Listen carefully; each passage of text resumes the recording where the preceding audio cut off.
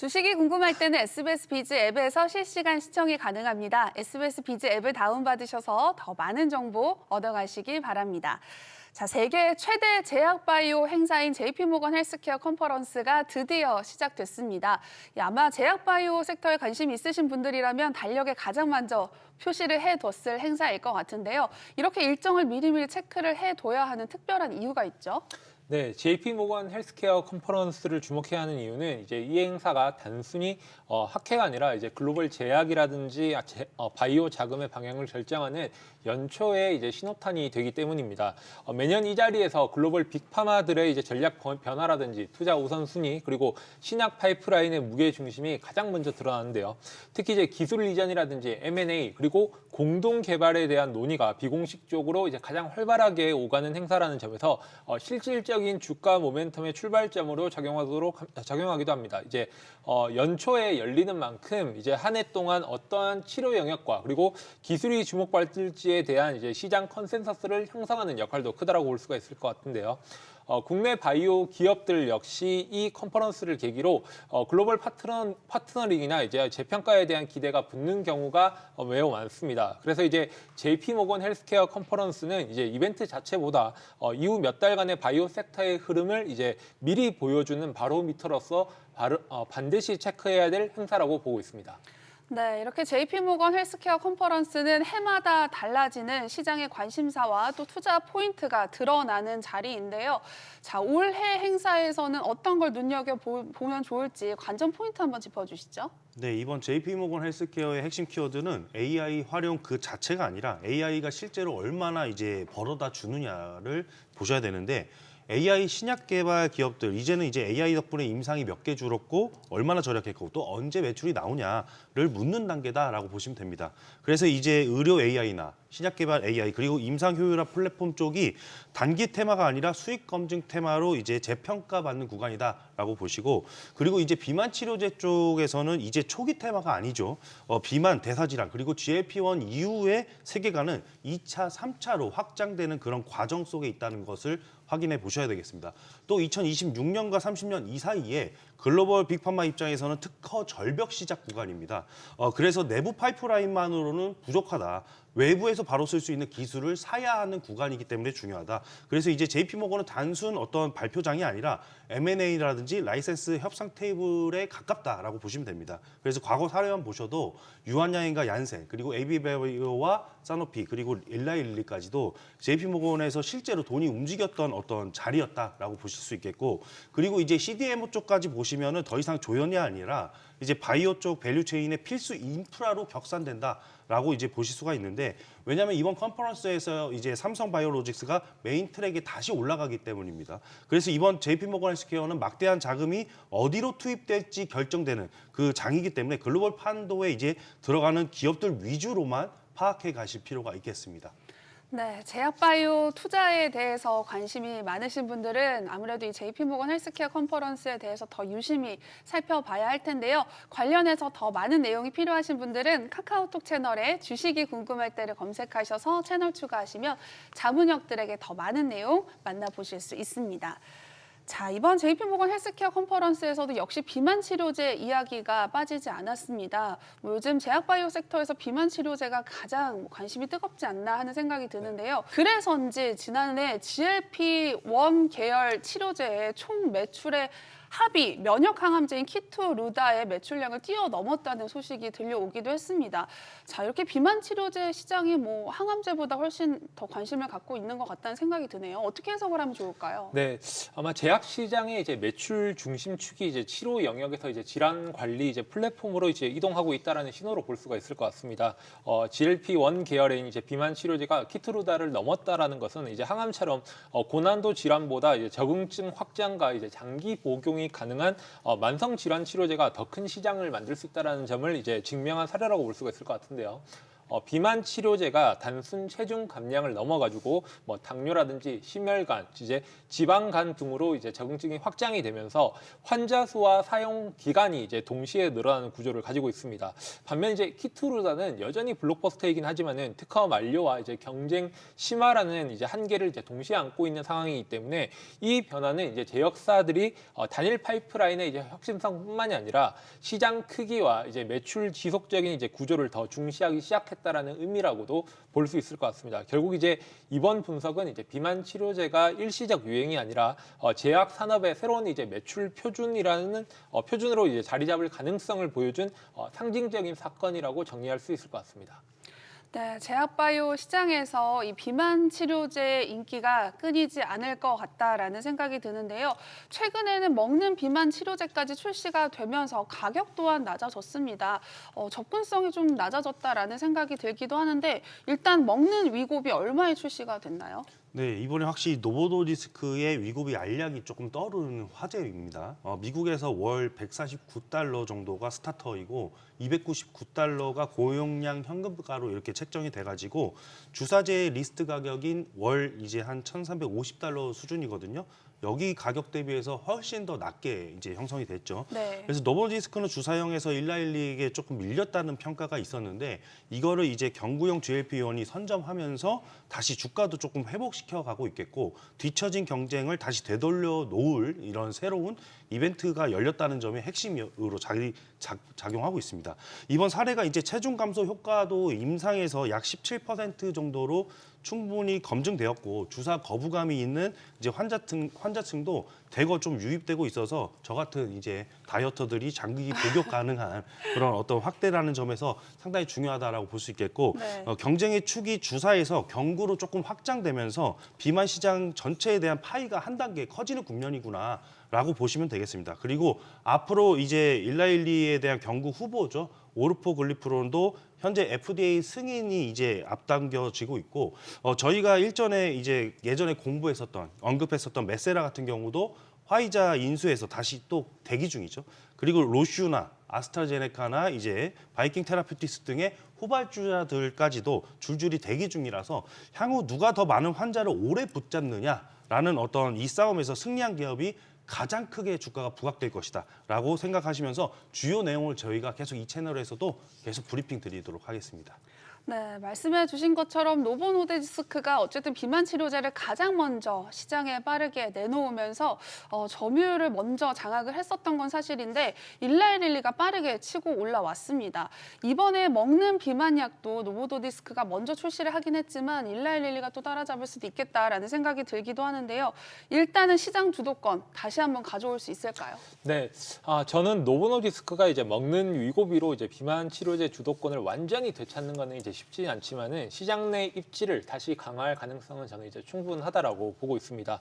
노보노디스크가 이제 위고비로 이제 시장을 열었지만은 결국 이제 일라이릴리가 주사제에 대한 경쟁력과 적응증에 대한 확장으로 이제 빠르게 추격하면서 비만 치료제 구도가 바뀐 것은 이제 사실입니다. 다만 이제 경구용 비만 치료제가 이제 주사 거부감이 있는 환자층을 흡수할 수 있기 때문에 시장 파이를 다시 키울 수 있는 카드라는 점에서는 의미가 크다라고 보고 있습니다.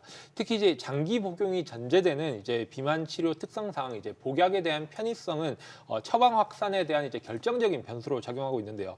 물론 이제 효과나 이제 안정성, 이제 가격 경쟁력 측면에서 일라일리 대비해가지고 확실한 우위를 증명을 해야 된다라는 과제는 남아 있습니다. 그래서 먹는 위고비가 단숨에 이제 판을 뒤집기보다는 노보노디스크가 이제 추격당하는 1위에서 이제 재균형된 양자 관계로 돌아가기 위한 핵심 전략으로 보는 게 더 현실적이라고 판단하고 있습니다.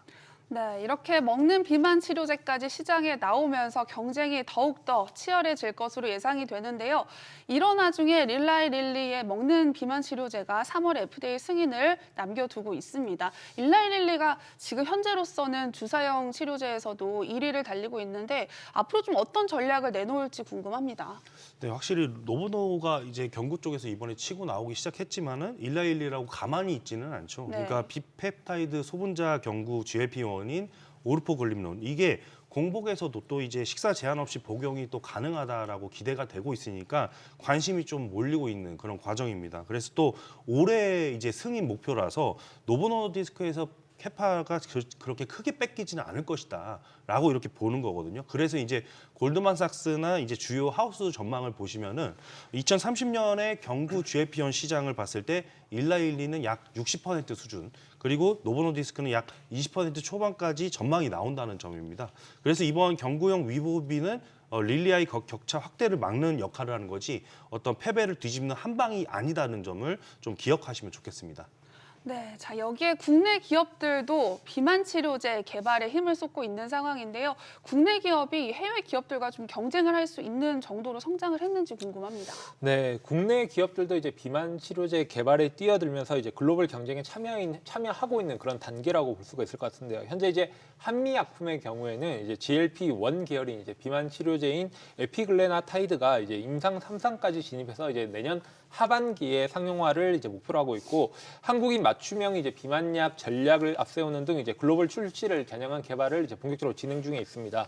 뭐 다른 국내사들도 뭐 경구용이라든지 패치형 그리고 다중 편적 신약과 같은 다양한 이제 파이프라인을 동시에 이제 확보하는 등 이제 연구 폭을 넓히고 있는 그런 상황인데요. 다만 아직은 대부분이 전임상이나 이제 임상 단계이고, 글로벌 시장을 선도하는 이제 주사제인 이제 노보노디스크의 위고비나 이제 일라일리의 마운자로와 직접 경쟁할 수준의 제품은 아직은 이제 출시 전이라고 보고 있습니다. 그래서 이러한 점에서 국내 개발 같은 경우에는 이제 도전 단계를 넘어서 임상 실적을 확보해 글로벌 시장 진입에 대한 가능성을 시험하는 단계라고 볼 수 있을 것 같습니다. 그러나 이제 글로벌 시장이 이미 이제 경구용 약물 경쟁과 이제 AI 신약 개발 등 이제 혁신 경쟁으로 빠르게 재편되고 있는 부분이기 때문에 국내 기업이 이제 차별화된 효능이라든지 제형이라든지 부작용과 개선과 같은 이제 명확한 강점을 개선하지 못한다면은 뒤처질 위험 또한 있다라고 생각하고 있습니다. 그래서 국내 비만약 개발은 이제 현재 글로벌 경쟁에서 가능성을 보여주고 있는 국면에 상용화와 시장 점유는 아직은 초기 국면이라고 볼 수 있을 것 같습니다. 네, 자 이렇게 제약바이오 섹터에서 비만 치료제가 주도를 하고 있는 모습인데요. 앞으로도 계속해서 이렇게 주도를 할 수 있을지 어떻게 전망을 해보면 좋을까요? 네, 당분간 이제 그 제약바이오 섹터의 주도 어떤 스토리는 비만 치료제 정확하게 이제 GLP-1 계열이 맞습니다. 다만 이제 비만 치료제는 원톱 시대라고 단정하는 것은 조금 과하고, GLP-1을 축으로 해서 ADC 및 차세대 항체 라인업 쪽으로 항암이 함께 가는 이 투톱 라인 구조라고 생각하시면 되겠습니다. 그래도 투탑 중에서 원탑으로 이제 바뀌었으니까 결국 올해에도 왜 GLP-1이 주도주가 되느냐 살펴보시자면은 글로벌 탑 10의 의약품 중에서 이제 4개가 GLP-1 계열로 예상이 되고 있고, 그다음에 이들만 합쳐도 연매출이 800에서 900억 달러 규모입니다. 그리고 앞서 살펴봤었죠. 예전에는 키트루나 그리고 옵티보 같은 면역 항암제 시장가 이 얼굴이었다면은 이제는 마운자로나 제파운드 그리고 위고비나 오제픽 같은 카디오 메타볼릭 대사질환 이 치료제 쪽에서 실적 헤드라인을 차지하는 구조로 바뀌고 있다라는 것이죠. 그리고 이제 GLP-1은 단순히 살을 빼는 약이 아니다.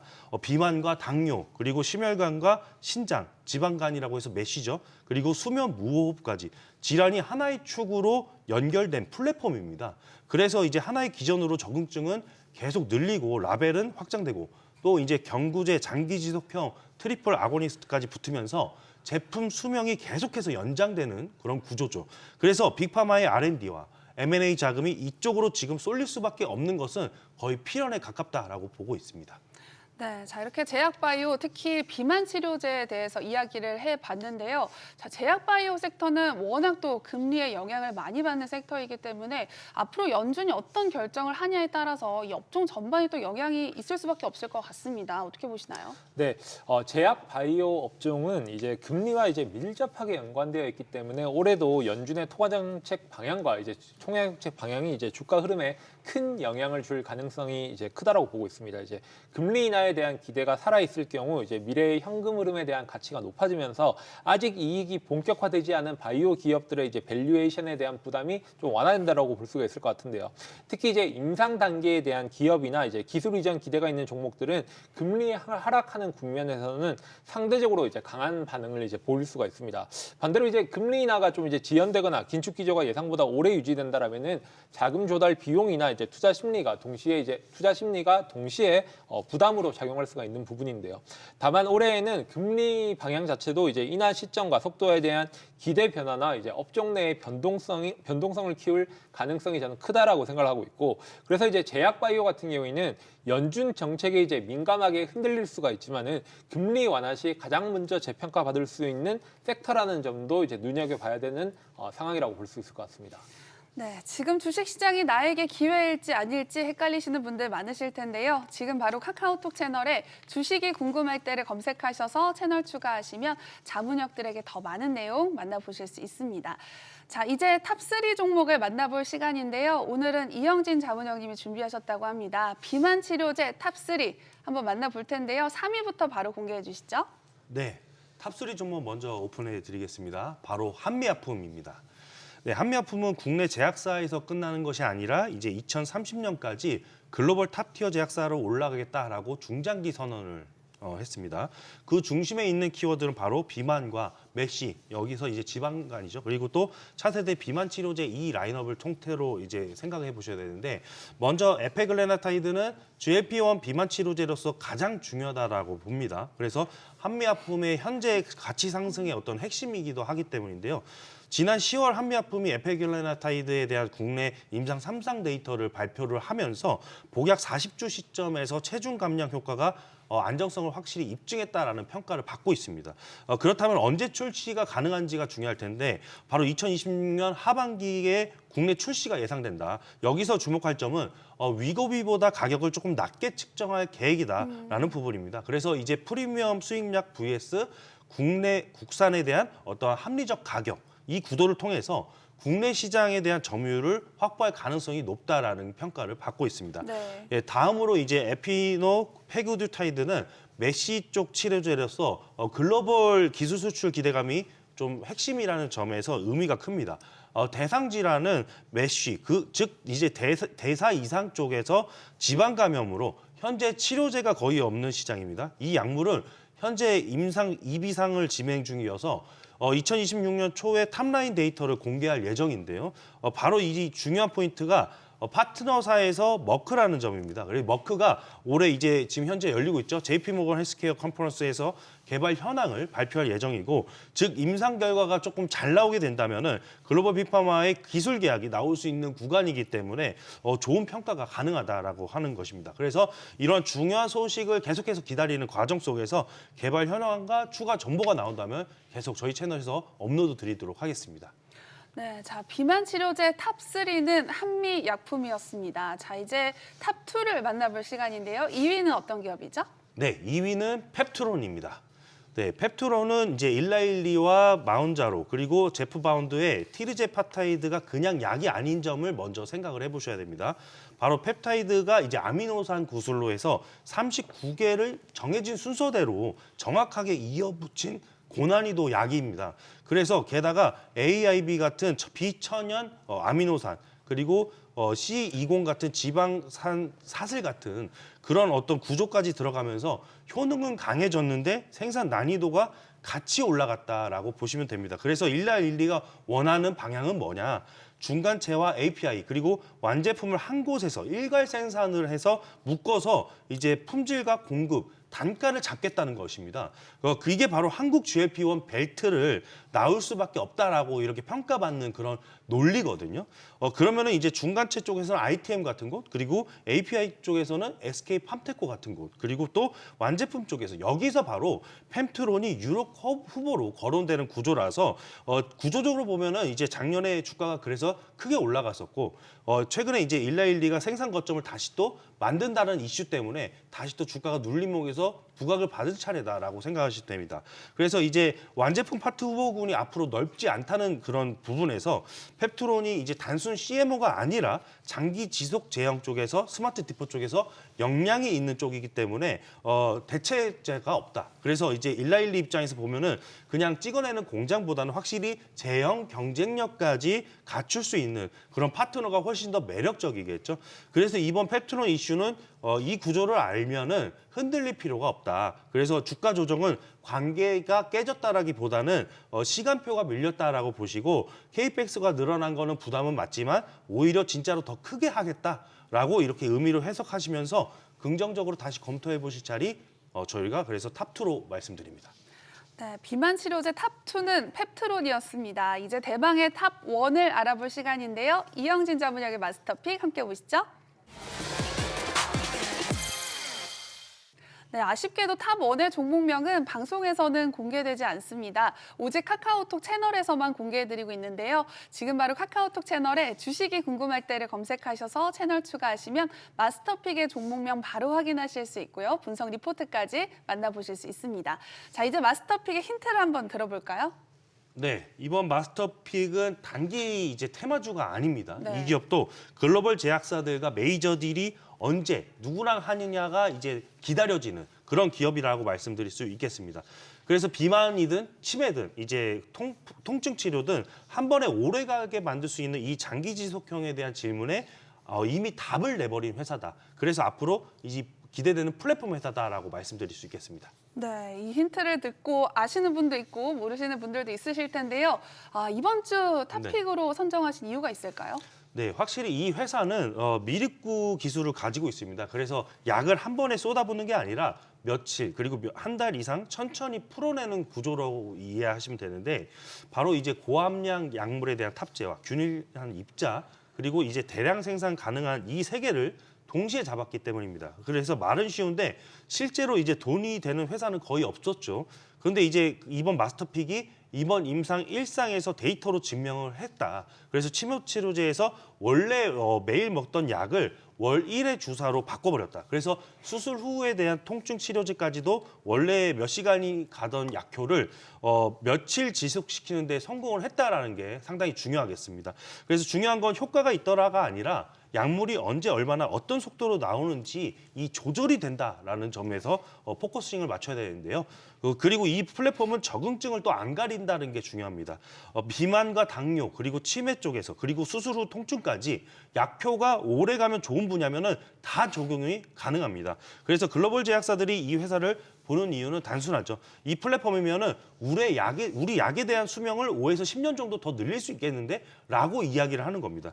그래서 지금 세마글루타이드 쪽에서 위고비, 오젬픽 쪽에 비만 치료제 쪽에서 특허 만료 시기가 이미 돌고 있는데 여기서 이제 선진국은 2030년대 후 중반이지만은 신흥국은 2026년부터 순차적인 특허 만료가 진행되겠죠. 그래서 특허 만료 후의 경쟁 포인트가 더 이상 이제 저가 제네릭 가격이 아니라 누가 먼저 장기 지속형으로 업그레이드 하느냐 여기서 중요합니다. 그래서 이 회사는 그 업그레이드에 바로 쓸 수 있는 그 플랫폼을 가진 임상으로 증명해버린 회사다라는 게 또 중요하겠고요. 기술은 이미 임상으로 증명이 됐고 그리고 또 적용 가능한 시장은 열려 있고 남는 건 뭐다? 바로 글로벌 메이저 파트너사 이름 하나다라고 말씀드리고 싶습니다. 그래서 업사이드가 열려 있는 이 기대감이 더 크다. 그래서 이런 중요 소식을 계속 기대하면서 방송을 보시고 저희 채널에 오신 분들은 제가 세부적으로 주요 내용 계속 브리핑 드리도록 하겠습니다. 네, 이영진 자문역이 직접 픽한 탑1의 종목명 너무너무 궁금하실 텐데요. 지금 바로 카카오톡 채널에 주식이 궁금할 때를 검색하셔서 채널 추가하시면 종목명 바로 확인하실 수 있고요. 분석 리포트까지 만나보실 수 있습니다. 그리고 주식 차트에 대한 모든 것을 정리한 기초 전자책도 함께 드리고 있으니까요. 친구 추가 꼭 해주시기 바랍니다. 모든 투자의 최종 판단과 책임은 투자자 본인에게 있습니다. 현명한 투자하시기 바랍니다.